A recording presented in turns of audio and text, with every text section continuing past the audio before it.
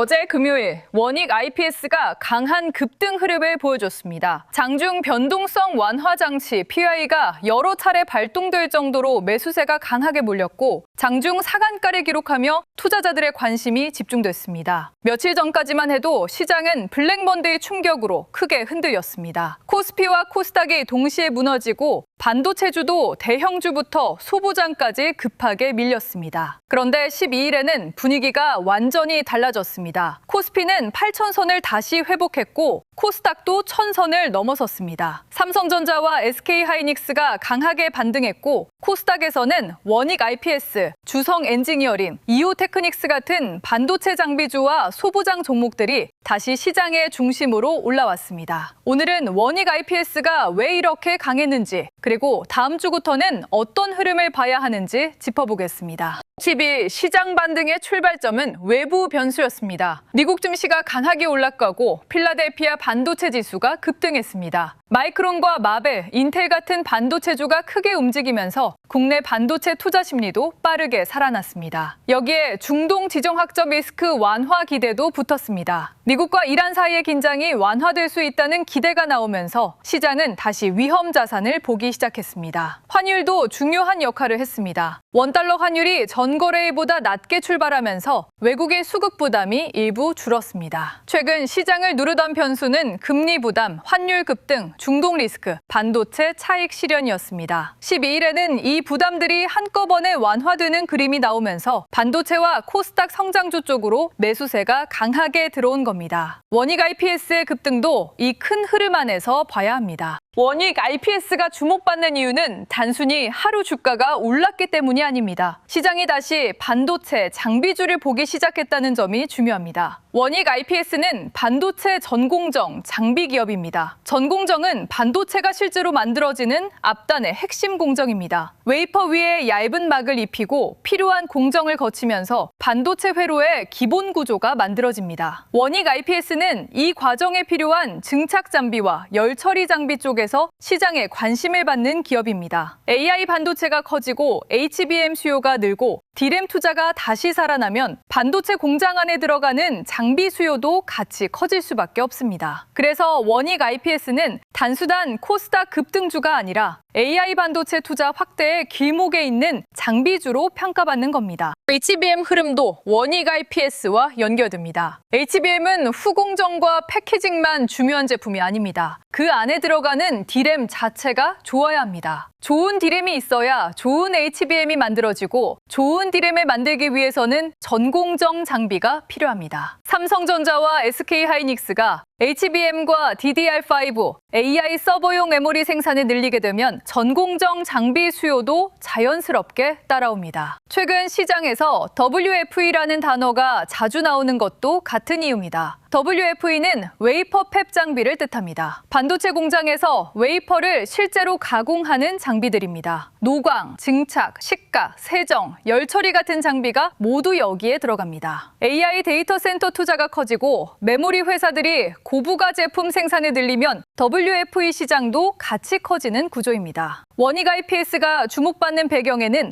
이 장비 슈퍼사이클 기대가 깔려 있습니다. 이번 흐름에서 중요한 건 원익 IPS만 오른 게 아니라는 점입니다. 코스닥 안에서 바이오가 잠시 쉬는 동안 반도체 소부장 종목들이 시총 상위권으로 빠르게 올라오고 있습니다. 주성 엔지니어링, 원익 IPS, 이오테크닉스, 리누공학 같은 종목들이 올해 코스닥 시장의 색깔을 바꾸고 있습니다. 이건 단순 테마 순환매로만 보기 어렵습니다. AI 인프라 투자가 실제 산업으로 내려오면 대형 반도체주 다음에는 장비, 소재, 부품, 후공정, 검사 쪽으로 돈의 관심이 이동합니다. 삼성전자와 SK하이닉스가 투자를 늘리면 공장에 들어갈 장비가 필요하고 공정에 들어갈 소재가 필요하고 완성된 칩을 검사하고 패키징하는 기업들도 필요합니다. 원익 IPS는 그중에서도 전공정 장비라는 핵심 계목에 있습니다. 그래서 시장이 반도체 소부장을 다시 볼 때 원익 IPS가 강하게 반응한 겁니다. 다만 10일 혹시 급등을 보고 바로 흥분하면 안 됩니다. PI가 여러 차례 발동됐다는 건 그만큼 매수세가 강했다는 뜻이기도 하지만 동시에 단기 변동성이 매우 커졌다는 뜻이기도 합니다. 상한가 이후에는 두 가지 흐름이 갈립니다. 첫 번째는 추가 매수세가 붙으면서 주가가 한 단계 더 높게 재평가되는 흐름입니다. 두 번째는 단기 급등에 따른 차익 실현이 나오면서 가격을 다시 확인하는 흐름입니다. 원익 IPS는 이미 시장의 관심을 크게 받은 종목입니다. 이런 종목은 좋은 뉴스가 나와도 가격이 먼저 많이 올라가면 장중 흔들림이 커질 수 있습니다. 중요한 건 12일 상한가 자체가 아닙니다. 그 이후에도 외국인과 기관이 계속 받아주는지, 반도체 장비주 전체 수급이 유지되는지, 삼성전자와 SK하이닉스의 투자 기대가 실제 장비 발주로 이어지는지입니다. 다음 주부터는 확인할 기준을 분명히 가져가야 합니다. 먼저 미국 반도체주 흐름입니다. 필라델피아 반도체 지수가 급등한 뒤에도 엔비디아, 마이크론, AMD 같은 종목들이 추가로 버티는지 봐야 합니다. 두 번째는 환율입니다. 원달러 환율이 다시 급하게 튀면 외국인 수급은 다시 흔들릴 수 있습니다. 세 번째는 금리입니다. 미국 금리가 다시 올라가면 성장주와 코스닥 장비주는 부담을 받을 수 있습니다. 네 번째는 원익 IPS의 수급입니다. 상한가 이후에도 외국인과 기관이 이탈하지 않고 눌림에서 다시 받아주는지가 중요합니다. 다섯 번째는 반도체 장비주 전체 흐름입니다. 원익 IPS만 가는 흐름보다 주성엔지니어링, 이오테크닉스, 리노공업, HPSP 같은 소부장 종목이 같이 움직이는 흐름이 더 건강합니다. 다음 주는 원익 IPS가 급등 이후 진짜 힘을 확인하는 구간입니다. 보유자는 급등에 취하기보다 기준을 세워야 합니다. 원익 IPS를 보유한 이유가 AI 반도체 투자 확대, HBM과 D램 전공정 장비 수요, 그리고 WFE 슈퍼사이클이라면 하루하루 등락보다 수주와 실적 연결을 봐야 합니다. 단기 급등을 보고 들어간 투자자는 반드시 가격 기준이 필요합니다. 상한가 종목은 상승할 때는 강하지만 흔들릴 때도 빠르게 흔들립니다. 신규 접근자는 장중 추격보다 눌림에서 수급이 살아나는지를 보는 편이 더 안전합니다. 거래량이 줄면서 가격이 버티는지, 주봉상 종가가 무너지지 않는지, 외국인과 기관이 아래에서 다시 받아주는지 확인해야 합니다. 원익 IPS는 분명 좋은 위치에 있습니다. 하지만 좋은 위치에 있는 종목도 좋은 가격과 좋은 타이밍이 따로 있습니다.